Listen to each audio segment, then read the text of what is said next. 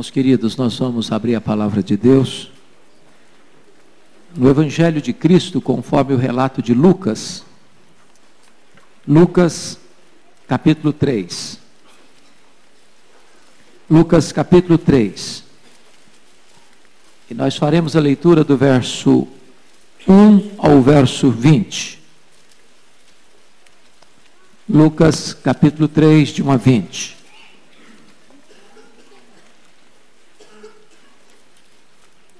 Lido o texto, mantenha, por favor, sua Bíblia aberta, para nós considerarmos juntos esta passagem. Está escrito: no 15º ano do reinado de Tibério César, sendo Pôncio Pilatos governador da Judéia, Herodes, tetrarca da Galileia, seu irmão Filipe, tetrarca da região da Itureia e de Traconites, e Lisânias, tetrarca de Abilene, sendo sumos sacerdotes Anás e Caifás, veio a palavra de Deus a João, filho de Zacarias, no deserto. Ele percorreu toda a circunvizinhança do Jordão, pregando o batismo de arrependimento para a remissão de pecados, conforme está escrito no livro das palavras do profeta Isaías: voz do que clama no deserto, preparai o caminho do Senhor, endireitai as suas veredas, todo vale será aterrado e nivelado todos os montes e outeiros. Os caminhos tortuosos serão retificados e os escabrosos aplanados, e toda a carne verá a salvação de Deus. Dizia ele, pois, às multidões que saíam para serem batizadas: raça de víboras, quem vos induziu a fugir da ira vindoura? Produzi, pois, frutos dignos do arrependimento. E não comeceis a dizer entre vós mesmos: temos por pai Abraão, porque eu vos afirmo que destas pedras Deus pode suscitar filhos a Abraão. E também já está posto o machado à raiz das árvores. Toda árvore, pois, que não produz bom fruto é cortada e lançada ao fogo. Então as multidões o interrogavam, dizendo: que havemos, pois, de fazer? Respondeu-lhes: quem tiver 2 túnicas, reparta com quem não tem, e quem tiver comida, faça o mesmo. Foram também os publicanos para serem batizados, e perguntaram-lhe: mestre, que havemos de fazer? Respondeu-lhes: não cobreis mais do que o estipulado. Também os soldados lhe perguntaram: e nós, que faremos? Ele lhes disse: a ninguém maltrateis, não deis denúncia falsa, e contentai-vos com o vosso soldo. Estando o povo na expectativa,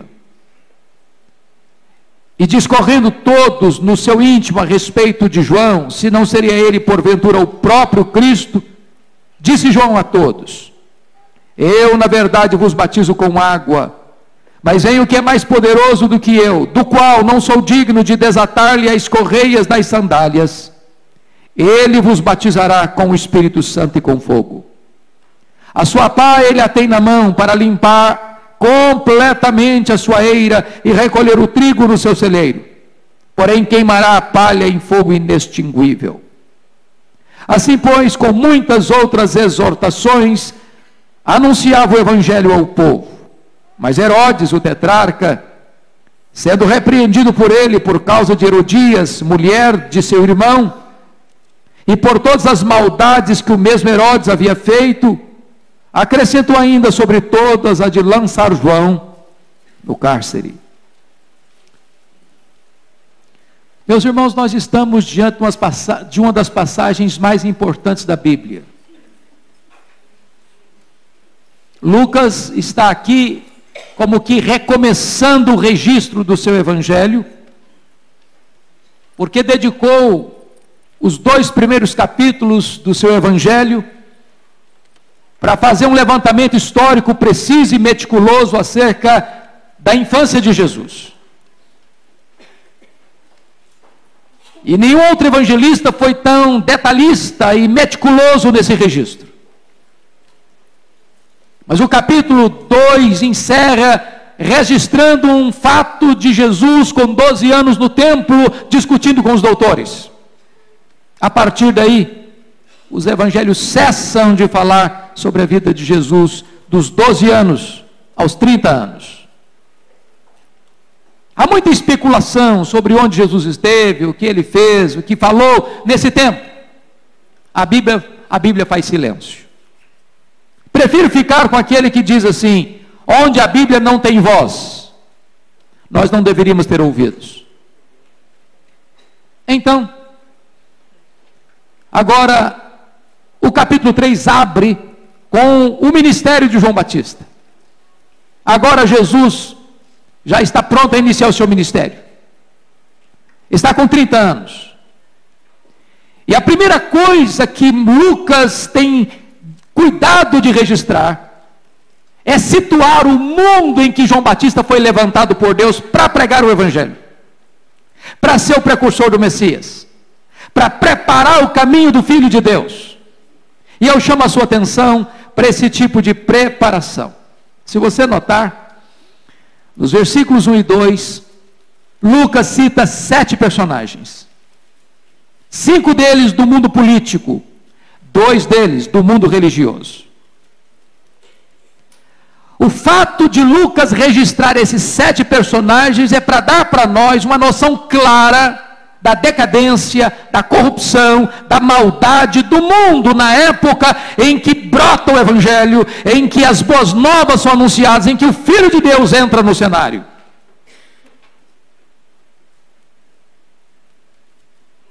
E eu queria que você pudesse entender isso. Mesmo quando a terra parece estar completamente entregue nas mãos dos perversos, Deus pode romper nessa mesma história e começar algo extraordinário. A crise não é impedimento para a ação de Deus.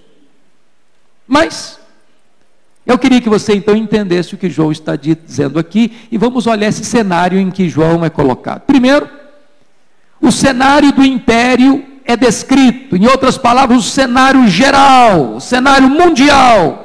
E começa com o verso primeiro assim: no 15º ano do reinado de Tibério César. Quem era Tibério César? Tibério César era filho adotivo de César Augusto, e César Augusto foi o primeiro imperador romano. Tibério César não era apenas filho adotivo de César Augusto, ele foi sucessor de César Augusto. E Tibério César começa a reinar no ano 14 depois de Cristo, e está dito aqui que foi no 15º ano do reinado de Tibério César. Isso significa que nós estamos falando então do ano 29 antes de Cristo, ou melhor, 29 depois de Cristo. É o período em que João Batista é levantado. Período de corrupção política, de maldade, de violência.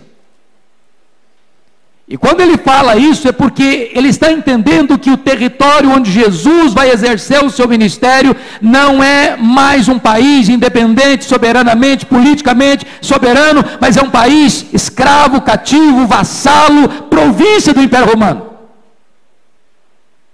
Depois de dar o cenário geral, agora João Batista começa a dar o cenário da província. Ele fala da política regional da Palestina. E eu preciso aqui situar você, porque está escrito aqui no verso 1 e 2. Sendo Pôncio Pilatos, governador da Judéia, Herodes, tetrarca da Galileia, Filipe, Lisânias. Vamos entender isso aqui. Vamos entender isso aqui. Vocês todos já ouviram falar de Herodes. E quando fala Herodes, às vezes não especifica que Herodes. O primeiro Herodes é o Herodes o Grande. Foi aquele Herodes que mandou matar as crianças de Belém. Esse Herodes governou do ano 37 ao ano 4 a.C., foi o ano em que Jesus nasceu. Esse Herodes era um camarada extremamente capaz no que tange à administração. Foi ele que ampliou e embelezou o templo de Jerusalém, tornando um dos maiores monumentos da época. Foi ele quem construiu o porto de Cesareia Marítima, abrindo o comércio daquela região para o mundo inteiro.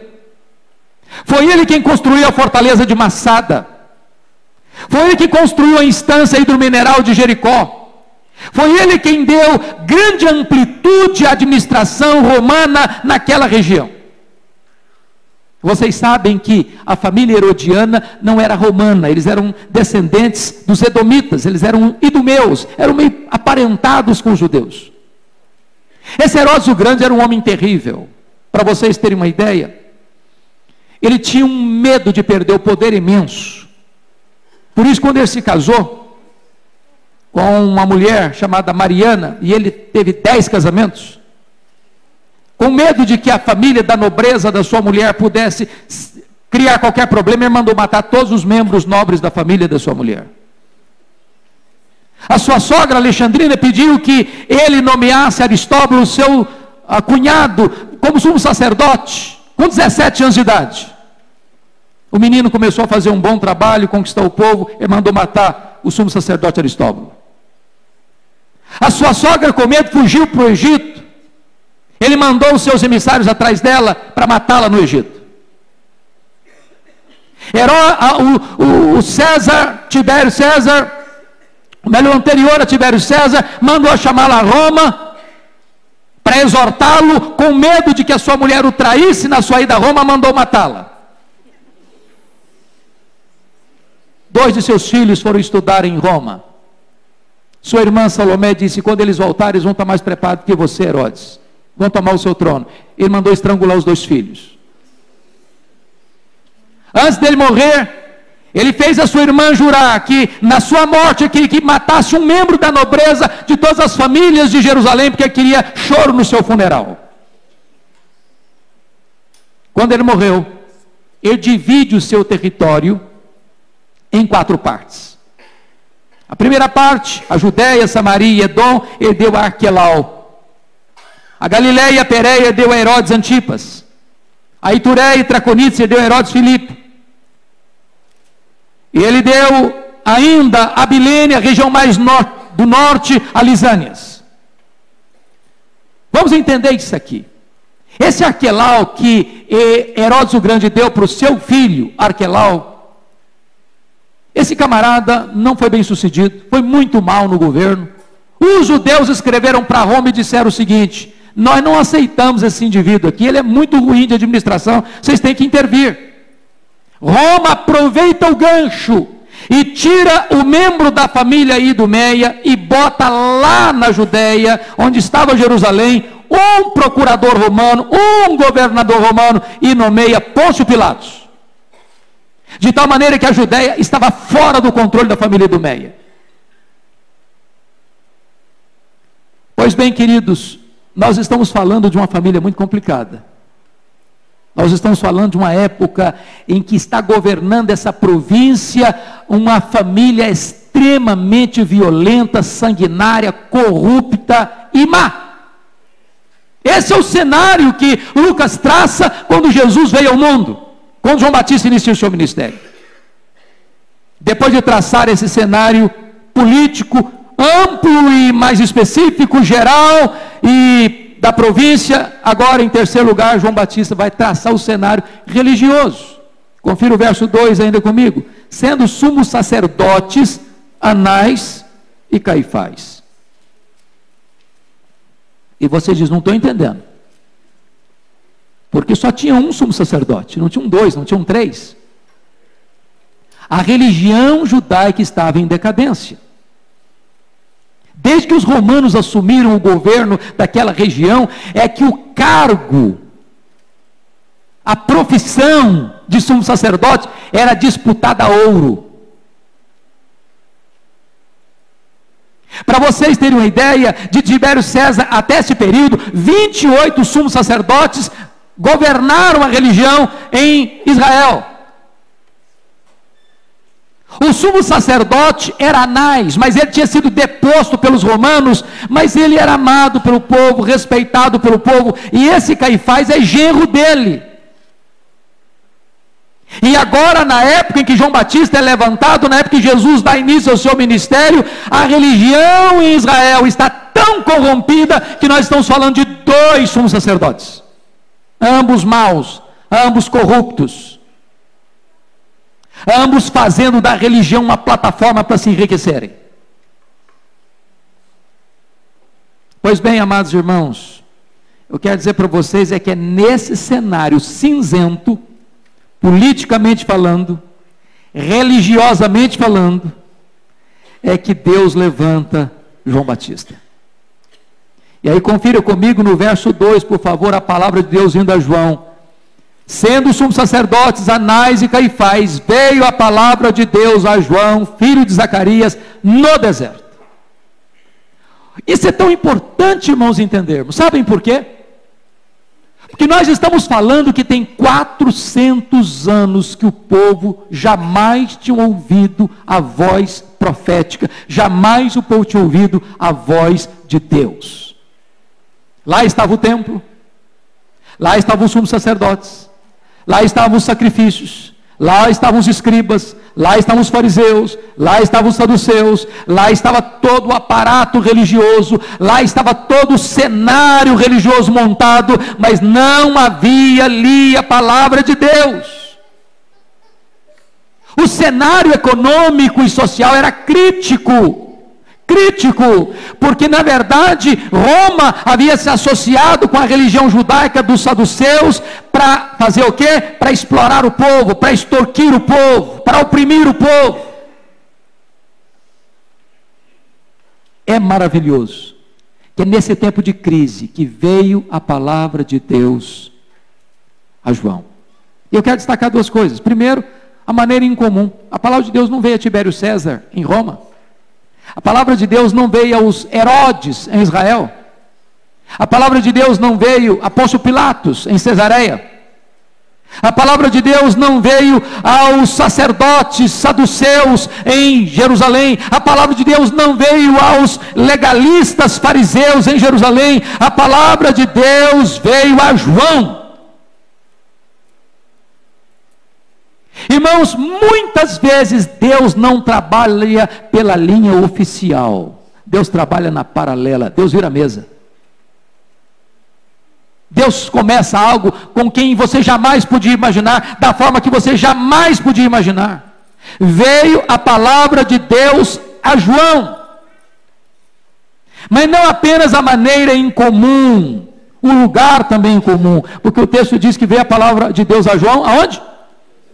No deserto. Não veio no palácio de Tibério César, não veio no palácio de Herodes, nem na Galileia, nem no palácio de Pôncio Pilatos em Cesareia Marítima, não veio no templo de Jerusalém.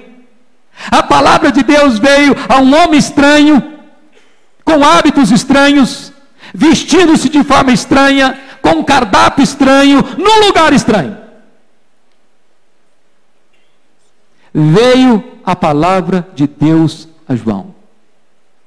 Isso significa que João se levanta para pregar por entender uma coisa. Ele recebeu uma palavra e ele precisa transmitir essa palavra. Um dia o pastor Ronaldo Lidório contou para nós que foi pregar numa determinada igreja, e quando assentou-se ao púlpito, tinha uma placazinha do trás do púlpito que só o pregador podia ver, o povo não via. Mas a placa era em letras garrafais, para todo pregador que sentasse ali para se levantar para pregar, tinha que ler a frase, e a frase era essa: se Deus não falou com você, não fale a nós.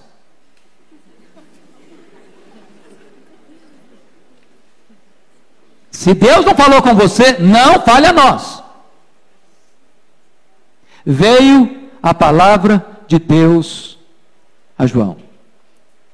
Mas notem vocês o ministério dinâmico deste homem, porque o verso 3 nos informa o seguinte: ele percorreu toda a circunvizinhança do Jordão. Ele era de uma família sacerdotal, mas ele não quis ser sacerdote, ele quis ser profeta. Foi chamado para ser profeta. E, irmãos queridos, vamos parar um pouquinho só agora. Nós, presbiterianos sobretudo, é tão bom a gente vir para a igreja, não? Um ar-condicionado. E hoje a gente quer tanto conforto que a cadeira tem que ser estofada. A gente quer receber a palavra de Deus, mas a gente não quer sair para pregar a palavra de Deus. João Batista não foi um profeta de gabinete. Não foi um pregador intramuros. Quando a palavra de Deus veio a ele, ele saiu. E nós vamos pensar no crescimento da igreja. Nós temos que pensar nisso. Nós somos mais de 1000 membros aqui. Se Deus fala com você, por que você não sai para levar essa mensagem? Imagine se cada pessoa que ouvisse a palavra de Deus aqui saísse, segunda-feira, a semana toda, para a universidade, para o hospital, para o comércio, para a indústria, para a rua, para as praças, para a família, para todo canto, levando essa palavra. O impacto disso. O impacto disso. Quem recebe a palavra de Deus não pode retê-la. Mas veja você, por gentileza, a eficácia da pregação de João. Primeiro, confira comigo o conteúdo dessa pregação. Versículo 3 diz o seguinte: ele percorreu toda a circunvizinhança do Jordão, pregando o batismo de arrependimento para a remissão de pecados. E aqui João me ensina algo tremendo, irmãos. Não dá para você falar em perdão sem falar em arrependimento. Nenhuma pessoa pode ser salva e receber perdão, a não ser que tenha se arrependido.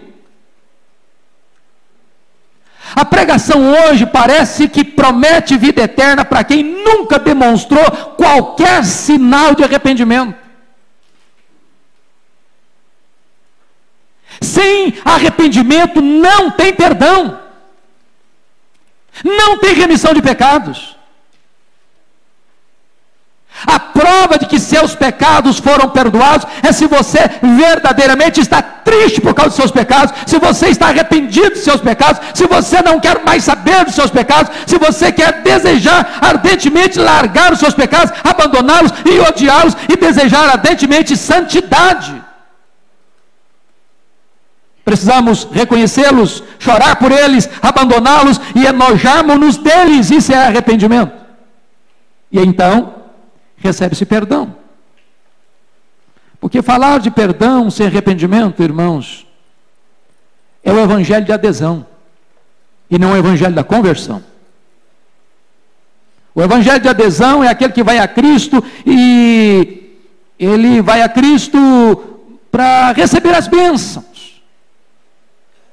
E há muitas pessoas que vêm à igreja porque está doendo aqui, está doendo ali, quer resolver um problema imediato, mas só para o aqui e para o agora, só para esse mundo debaixo do sol. Ele não tem nenhuma perspectiva de redenção, de novo nascimento, de salvação, de vida eterna, de glória de Deus na sua vida.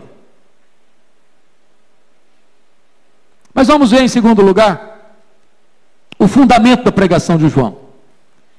Porque ele prega batismo de arrependimento para a remissão de pecados, mas preste atenção aí, no versículo 4, conforme está escrito no livro das palavras do profeta Isaías. Ele está dizendo o seguinte: a minha pregação não brota da minha cabeça, a minha pregação não é fruto apenas do que disse o fulano, do que disse o Beltrano, do que diz a corrente teológica tal, do que disse o teólogo tal, do que disse o saduceu tal, do que disse o escriba tal, do que disse o fariseu tal. A minha pregação está fundamentada na palavra de Deus.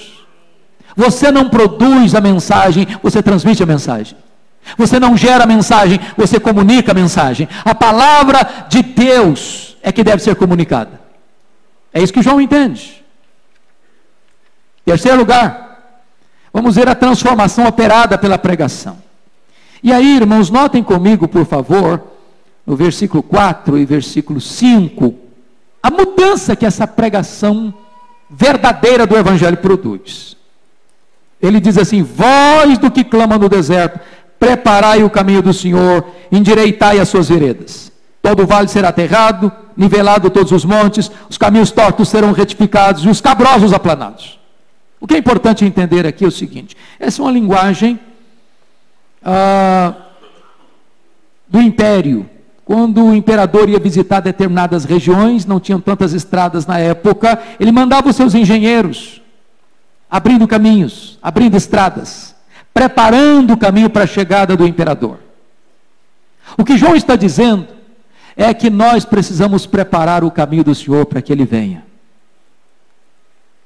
E preparar o caminho do Senhor para que Ele venha é verdadeiramente uma disposição de receber o Rei da Glória na nossa vida para que Ele seja bem-vindo no nosso coração. Algumas coisas têm que acontecer. O texto está dizendo aí, em primeiro lugar, os vales têm que ser aterrados, as depressões, os montes que falam de soberba, de orgulho, têm que ser cortados pelo trator da palavra de Deus.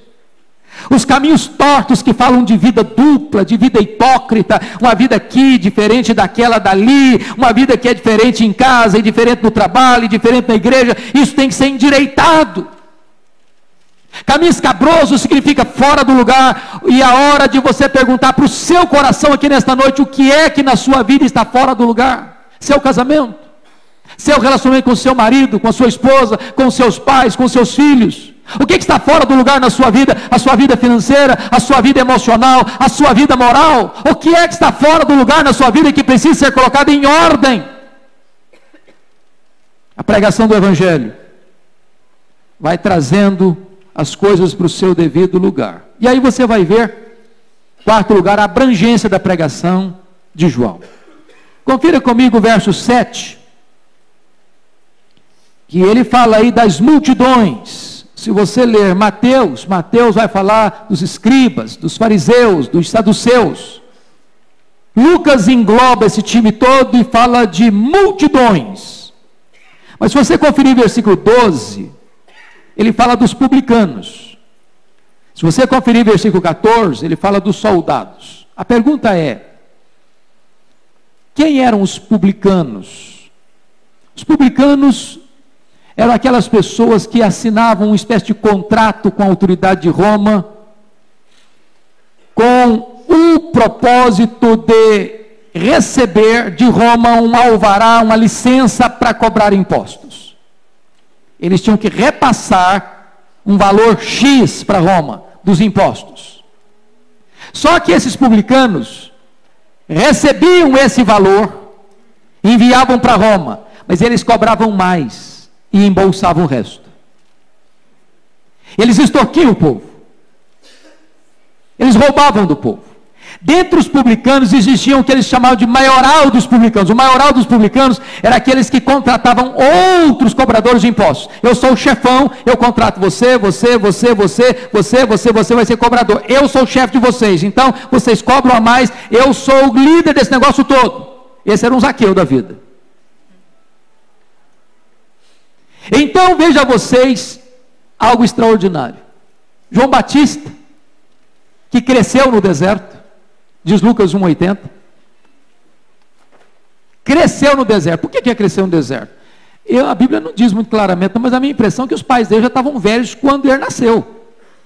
É provável que os pais tenham morrido e ele ainda é infante. Ele já vai para o deserto. E você pensa, mas deserto não é lugar de ninguém ir, gente, porque deserto, sabe o que é? É quente mais de dia e frio demais de noite. Mas quando a palavra de Deus vem a alguém, as pessoas saem e vão até para o deserto. Não é o lugar que faz o homem, é o homem que faz o lugar. Não importa onde você está, se você receber uma palavra de Deus, se você prega a palavra de Deus, as pessoas virão. As pessoas virão. Portanto, João Batista é aquele homem que prega para os religiosos, para os escribas, fariseus e saduceus. João Batista é aquele homem que prega para as multidões. João Batista é aquele homem que prega para os cobradores de impostos, para os funcionários públicos. João Batista é aquele camarada que prega para os soldados. O que significa isso, irmãos? O evangelho de Deus não é seletivo. A igreja de Deus não é seletiva. A igreja de Deus é para o rico, é para o pobre, é para o doutor e para o analfabeto, é para o funcionário público e para o empresário. A palavra de Deus é para o soldado e para aquele que é de vida civil. A palavra de Deus exige que todos, não importa a posição social, econômica, religiosa que ocupa, todos precisam se arrepender. Do contrário, não tem remissão de pecados. Mas agora, quinto lugar, você vai ver o alerta da pregação de João Batista. Confira comigo, por favor, versículos 7 a 9.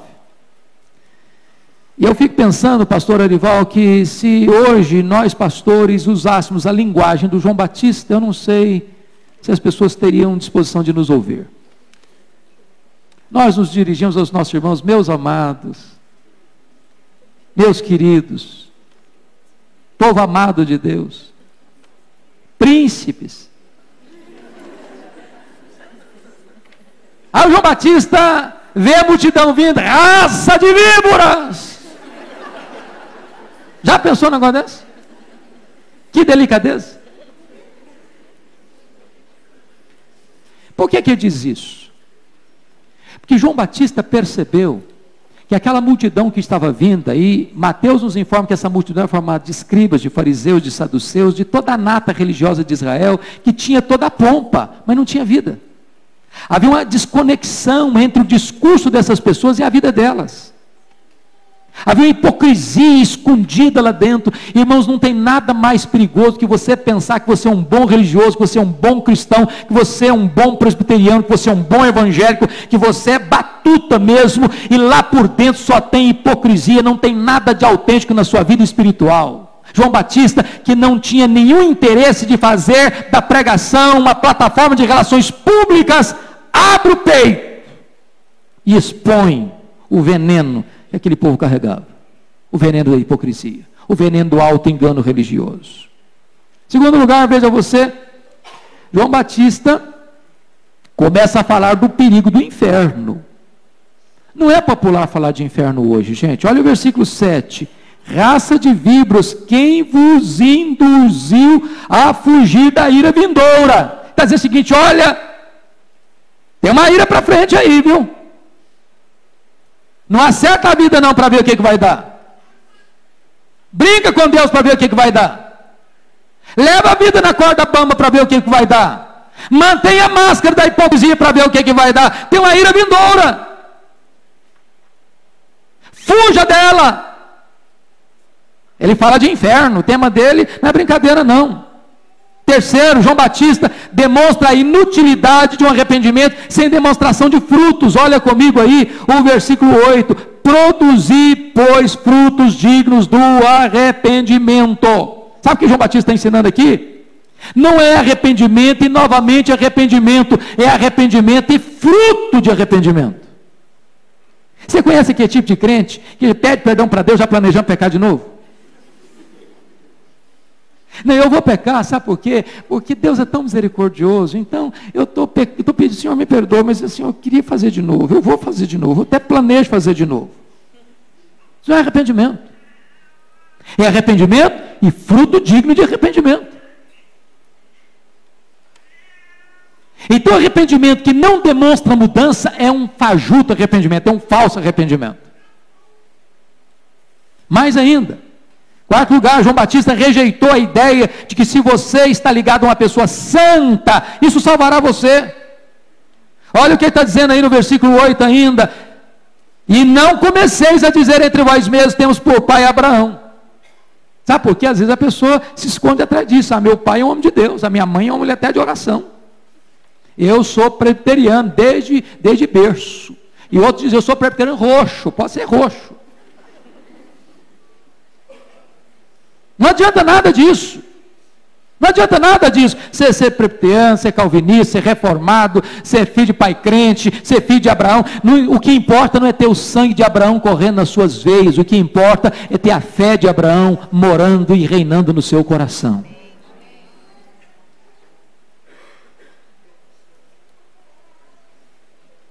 Sexto lugar, irmãos, eu encontro aqui a resposta à pregação de João Batista.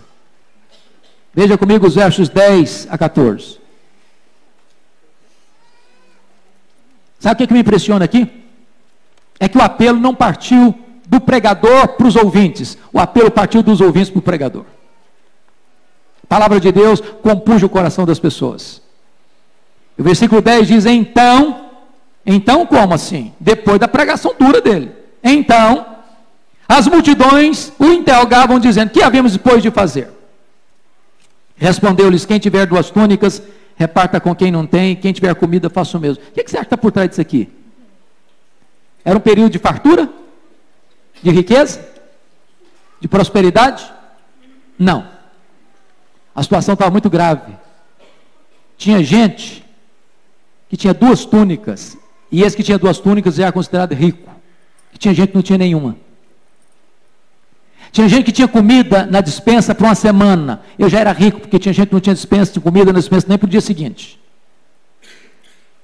E João Batista está dizendo o seguinte: você quer dar prova de que você é uma pessoa convertida?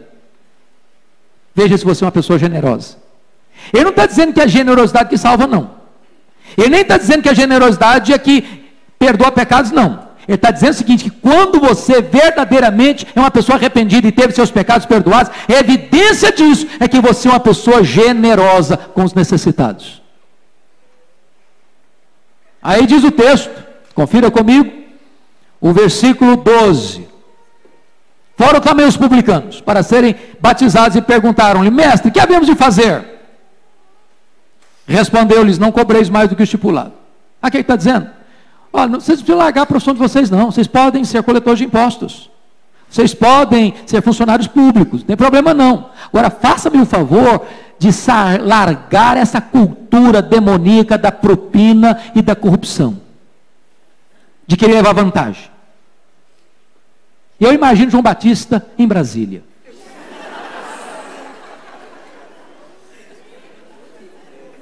Eu imagino.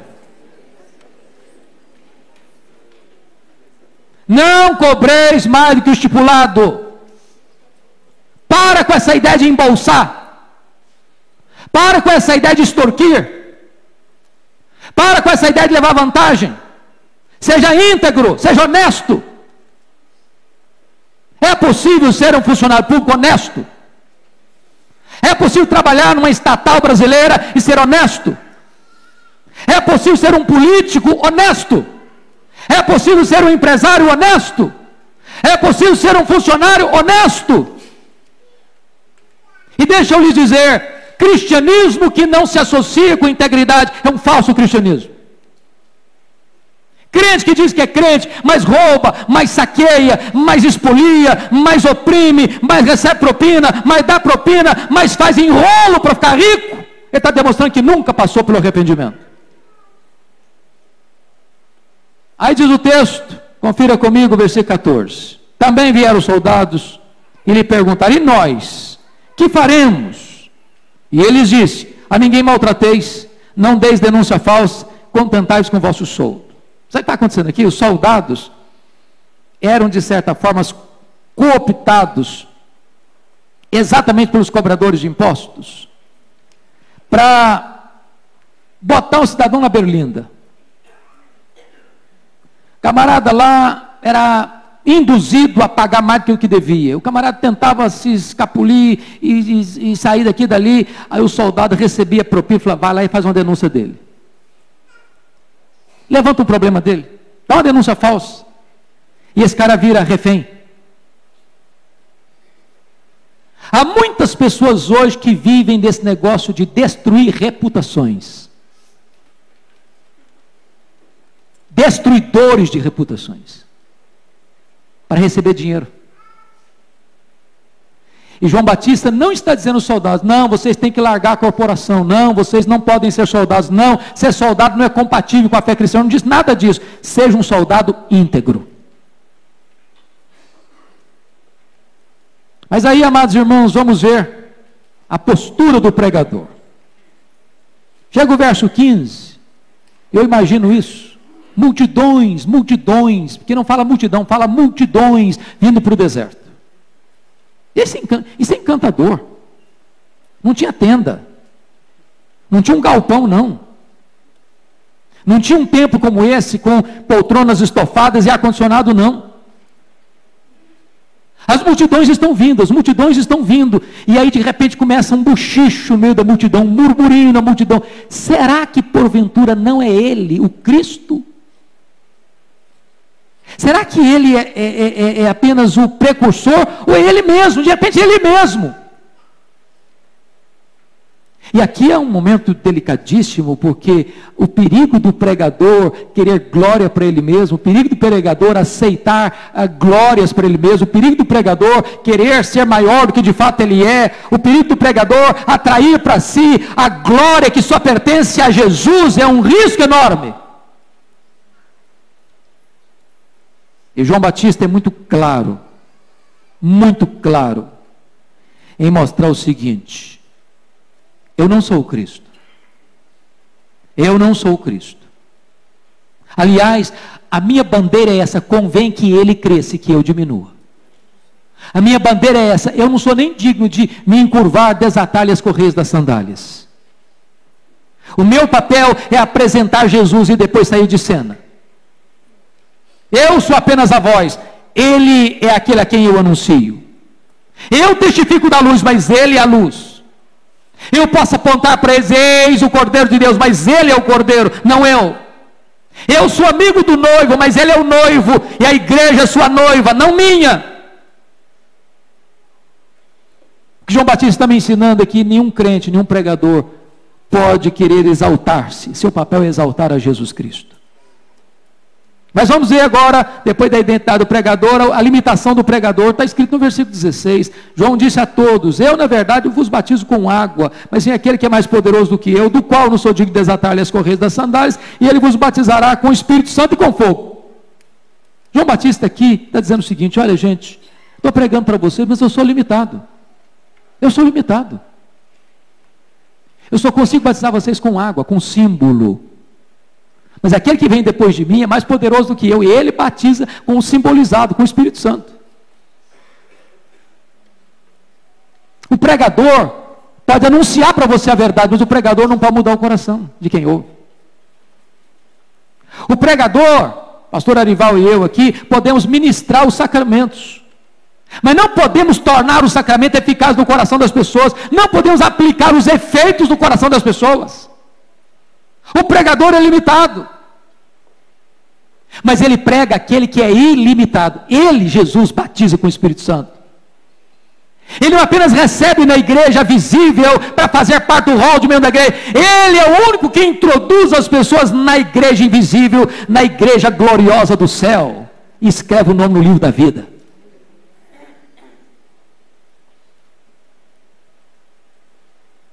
Mas agora notem comigo o confronto desse pregador no versículo 17 e no versículo 18.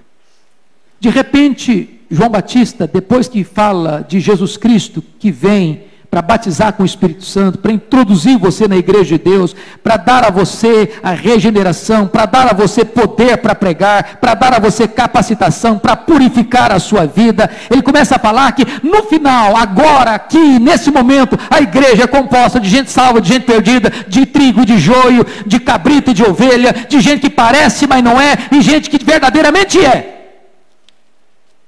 Vai chegar um dia em que vai ter uma distinção muito clara. Eu chamo a sua atenção para lermos agora o versículo 17 e 18. Você pode ler junto comigo? Vamos lá? A sua pá ele a tem na mão, para limpar completamente a sua eira, e recolher o trigo no seu celeiro, porém queimará a palha em fogo inextinguível. Assim, pois, com muitas outras exortações, anunciava o evangelho ao povo. Sabe o que está dizendo aqui, irmãos? Agora,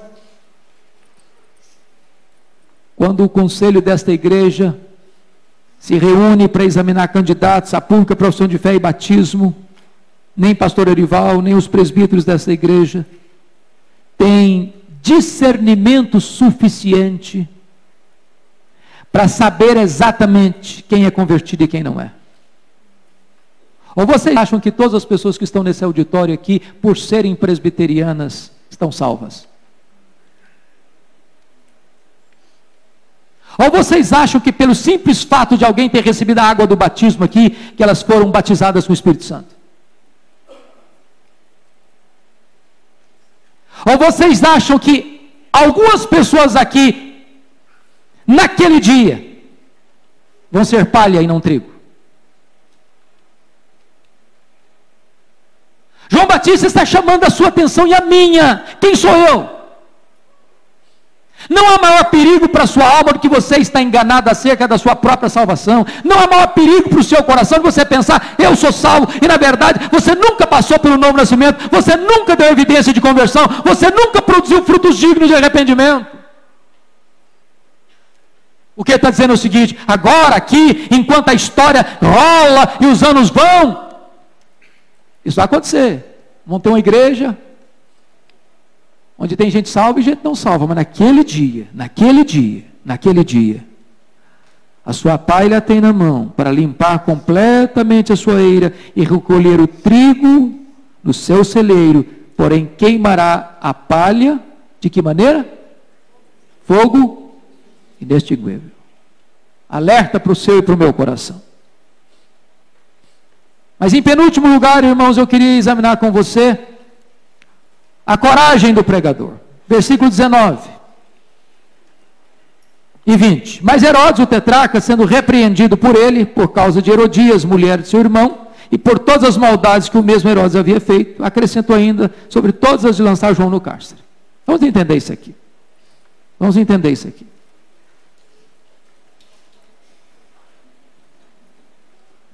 João Batista pregava às margens do Jordão, no deserto da Judéia. O Herodes, ele era tetrarca. Tetrarca significa governador de uma quarta parte. Lá na Galileia. Não era nem da jurisdição política dele. Por que João Batista ataca esse Herodes? Quem é esse Herodes aqui? Esse Herodes aqui é o Herodes Antipas, filho de Herodes o Grande. O mesmo Herodes que zombou do julgamento de Jesus, que Jesus chamou de raposa. Esse Herodes aqui era o mais parecido com o pai dele, Herodes o Grande. O que acontece? Herodes distribui, como já disse para vocês, depois que morre, ou antes de morrer, obviamente, né? Não depois que morre, mas os filhos assumiram depois que ele morreu, todo o território que ele reinava, em 4 partes. Só que ele tinha um outro filho, chamado de Herodes Filipe, que morava em Roma, não tinha administração de terras. E esse Herodes Filipe, que morava em Roma, era casado com Herodias. Herodias era filha de Aristóbulo, que era filho de Herodes também o Grande. Era um imbróglio familiar. De tal maneira que Herodes Antipas vai a Roma, numa das suas idas políticas, seduz a mulher do seu irmão, a Herodias, e conquista o coração dela. Só que Herodias não era apenas cunhada de Herodes Antipas, era sobrinha também. Porque esse Aquelau, que era o pai dela, era meio-irmão de Herodes Antipas. Então não é apenas um pecado de adultério, é um pecado de incesto também. Isso provocava um escândalo. O que acontece? Esse Herodes Antipas já era casado com a filha do rei Aretas. E quando Herodes Antipas divorcia por vontade de Herodias, você tem que divorciar da sua mulher para casar comigo. E ele faz isso, divorcia da mulher para casar com Herodias. João Batista toma uma decisão. Eu vou confrontar o rei Herodes. Ele está mexendo num vespeiro. Ele está mexendo numa família monstruosa. Mas sabe o que acontece aqui? João Batista prefere ficar preso numa masmorra com a consciência livre do que ficar livre com a consciência presa.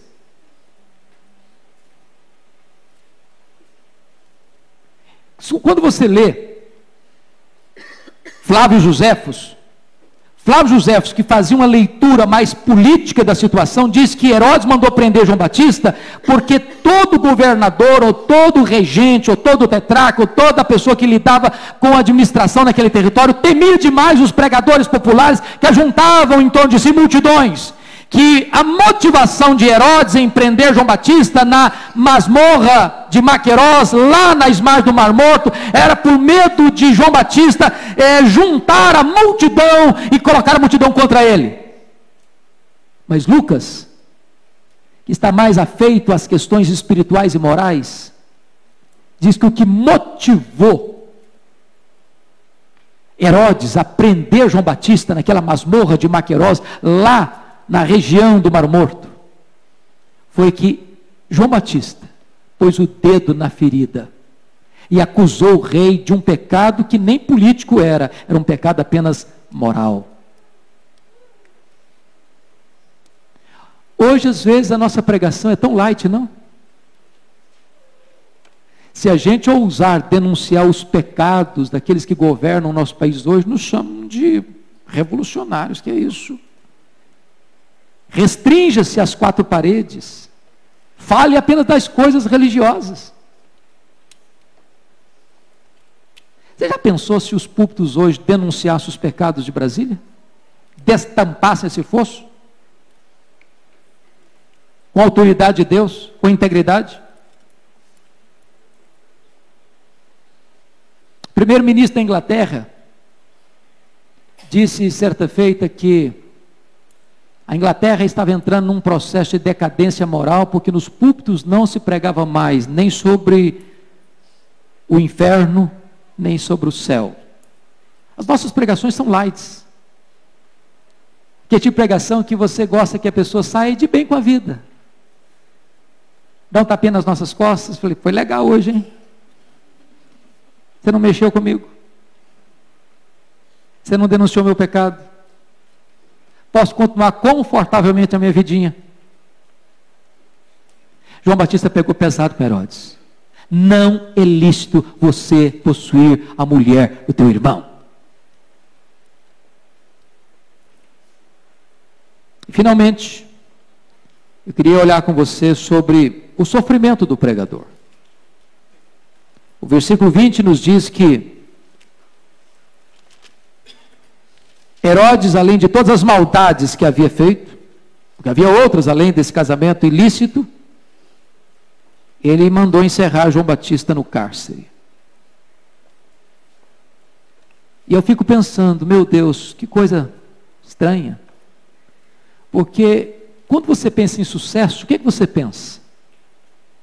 Sucesso é quando você sai de uma crise, sucesso é quando você sai da pobreza, sucesso é quando você sai de uma perseguição, sucesso é quando você, na linguagem daquela música, você vai ver a minha vitória, vai ter gosto de mel.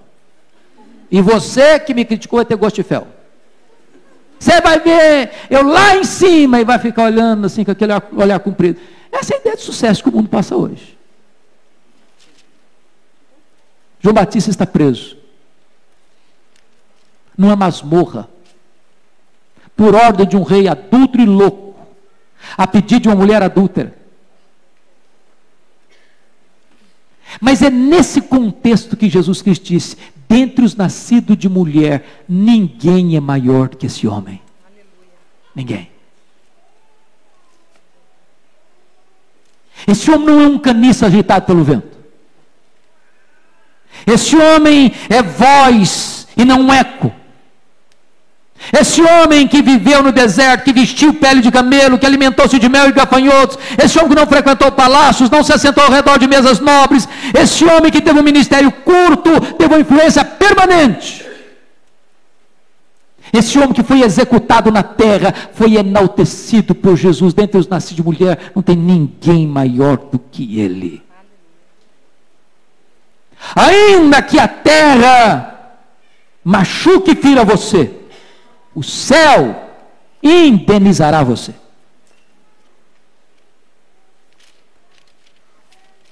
Que Deus nos ajude, irmãos, a entender o que é o ministério de um profeta de Deus. Passaram-se 2000 anos e nós estamos aqui. Você acha que o mundo de hoje está diferente daquela época? Como é que está a política internacional hoje? Como é que está o Brasil hoje? Os governantes. Como é que está a religiosidade brasileira hoje? Como é que está a economia brasileira hoje? Como é que as pessoas estão hoje? Se você olhar, o cenário é o mesmo. Os tempos mudaram, o homem não. A mensagem que devemos pregar é a mesma, não temos outra.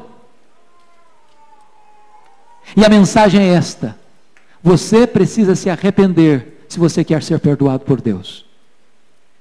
E a evidência do seu arrependimento é que você produza frutos dignos dele. Os vales têm que ser aterrados, os montes têm que ser nivelados, o que está torto tem que ser endireitado, o que está fora do lugar tem que ser consertado. Então toda a carne verá a salvação de Deus. Porque você está preparando um caminho para aquele que vem. E aquele que vem é o que batiza com o Espírito Santo e com fogo.